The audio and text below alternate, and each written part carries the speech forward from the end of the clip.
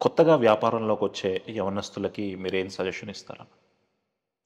కొత్తగా వ్యాపారంలోకొచ్చే యువకులకైనా, యువతులకైనా నేనిచ్చే సజెషన్ ఏంటంటే, ముందు వ్యాపారంలోకి వెళ్ళడానికి ముందుగా పని చేయండి. వ్యాపారం మాత్రమే చేస్తాను, పని చెయ్యను అన్న ధోరణి ఉన్న వాళ్ళ యొక్క సక్సెస్ రేటు చాలా తక్కువ. హ్మ్. అదేదో మన తెలుగులో అన్నట్లు నూటికో, కోటికో ఒకడంటారు కదా! అలా ఉంటది. ముందు పని చేయాలి.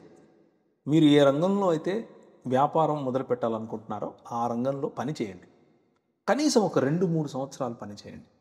ఒక వారం పనిచేసి, నెల పనిచేసి నాకంతా అర్థమైంది అని వ్యాపారం మొదలుపెట్టేవారు చాలా తక్కువ మంది సక్సెస్ పొందుతారు. విజయం పొందాలి అని అనుకుంటే ముందు పని చేయాలి. కానీ ఇక్కడ ఒక చిన్న కిటుకుంది. పని చేయటం అనంటే ఎంప్లాయీ మెంటాలిటీ తెచ్చుకోమని కాదు. మీరెళ్ళే చోటును మీరొక ప్లాట్‌ఫార్మ్‌గా మాత్రమే ఉపయోగించుకుంటున్నారు అన్న స్పృహ, ఆలోచన ముందు నుంచి మీకుండాలి. ఏ రంగమైనా అంతే. సినిమా రంగం తీసుకోండి, వ్యాపార రంగం తీసుకోండి, మ్యూజిక్ రంగం తీసుకోండి, స్కూల్ తీసుకోండి, ఏదైనా సరే. ముందు పని చేయాలి. మీరు నేర్చుకోవడానికెళ్లారనుకో, డబ్బులిచ్చి నేర్చుకోవాలి. పని చేయడానికెళ్లారనుకో, వాళ్ళే డబ్బులిస్తారు, మీరు నేర్చుకోవచ్చు. మీలో ఇంట్రెస్ట్ ఉంటే గనక ఆంట్రప్రెన్యూర్స్ మీకు నేర్పిస్తారు. వాళ్ళెలా చేస్తున్నారు. మీరు గమనించి కూడా నేర్చుకోవచ్చు. ఒక్కసారి పని మీద మీకు అవగాహన పెరిగితే, అప్పుడు ముందే క్యాల్కులేట్ చేసుకోవాలి. ప్లాన్ ఏ ఏంటి? ప్లాన్ బి ఏంటి? అని ఆలోచించుకొని తప్పకుండా సక్సెస్ అవుతుంది అని నమ్మకంతో ప్రభువు ప్రభువు దగ్గర పెట్టి ప్రార్థన చేసుకొని, ఆయన చిత్తం తెలుసుకొని, ఆయన దగ్గర ఆయన విలువలు, ఎథిక్స్ మీతో మాటగా వాటిని నిలబెట్టుకుంటూ ముందుకెళ్ళాలి. ఇంత ఇంత ప్లానింగ్ చేసి, ఇంత ఇది చేసినా కానీ ఒక్కోసారి బిజినెసెస్ ఫెయిల్ అవుతాయి. మనం అనుకున్నవే అన్నిసార్లు జరగవు కదా! ఫెయిల్ అవ్వడం ఒక ఎత్తు, ఆ ఫెయిలియర్‌ని యాక్సెప్ట్ చేయడం ఇంకొక ఎత్తు. ఫెయిల్ అవ్వందే మనం నేర్చుకోలేం.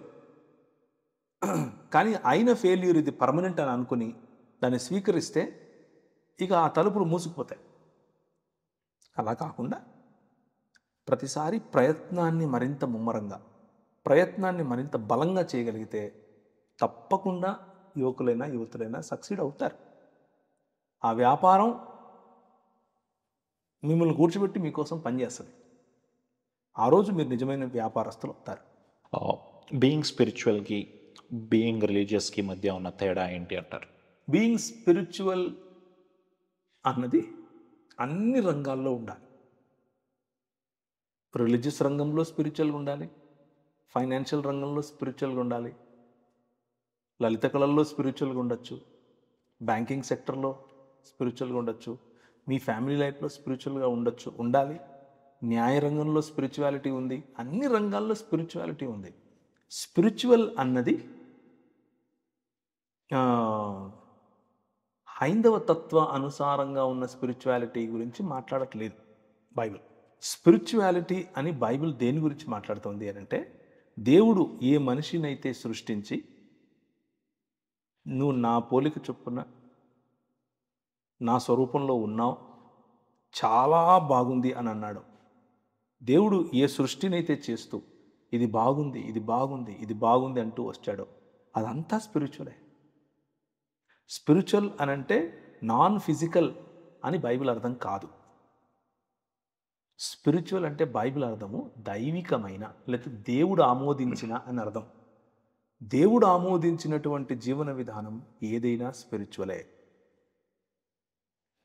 మనము ఇలా మాట్లాడుకోవడం ఇదొక స్పిరిచ్యువల్ పని. వ్యాపారం గురించి మాట్లాడుకున్నా అది స్పిరిచ్యువల్ పనే. ఇది మనం ఇలా చేస్తూ ఉంటే మనకు సహాయం చేస్తున్నటువంటి మన కెమెరా సోదరులు ఉన్నారు, సిబ్బంది, వాళ్ళు స్పిరిచ్యువల్ పని చేస్తున్నారు. మనం బైబిల్ పట్టుకొని చదివినప్పుడు వాళ్ళు వాళ్ళు షూట్ చేస్తేనేమో స్పిరిచ్యువల్ పని. కానీ మనము దాన్ని ఏమంటారు, ఎడ్యుకేషన్ గురించి మాట్లాడినప్పుడు వాళ్ళు షూట్ చేస్తే స్పిరిచ్యువల్ పని కాదు అన్నది దేవుని గ్రంథం చెప్పే సత్యం కాదు. అది ఈ లోక మర్యాద చెప్పే సత్యం. ఆ ఈలోక మర్యాద చెప్పే సత్యాన్ని రిలీజియాసిటీ అంటారు. డివిజన్ తీసుకొచ్చి నువ్వు ఇది చేస్తే మంచి స్పిరిచువల్, ఇది చేస్తే స్పిరిచువల్ కాదు అని చెప్పడమే రిలీజియాసిటీ. మతపరమైన ఆలోచన. మతం విడదీస్తుంది. మతం మనిషికి ఏం చెప్తుంది అని అంటే, నువ్వు పూజ చేస్తే, ప్రార్థన చేస్తే, నమాజు చేస్తే స్పిరిచువల్ అని చెబుతూ, కానీ ఒక వ్యక్తికి ఏదైనా ఒక అవసరం ఉంటే నువ్వు వెళ్ళి సహాయం చేస్తే అది సోషల్ వర్క్ అని చెప్తుంది. కానీ బైబిల్ దానికి కరెక్ట్గా వ్యతిరేకంగా చెప్తుంది. సో స్పిరిచువాలిటీ అని అంటే దేవుడు ఆమోదించింది ఏదైనా సరే అది స్పిరిచువాలిటీనే. రిలీజియాసిటీ అని అంటే క్రీస్తు కొట్లాడిన ఏకైక శత్రువు భూమి మీద ఉందంటే అది మతమే. సో దేవుడు ఆమోదించని, దేవుడి కోసమే చేస్తున్నాను అని భ్రమింపజేసేటటువంటి భావజాలమే మతతత్వం. అది హైందవ మతమైన, ఇస్లామైన, క్రైస్తవమైన మతమే.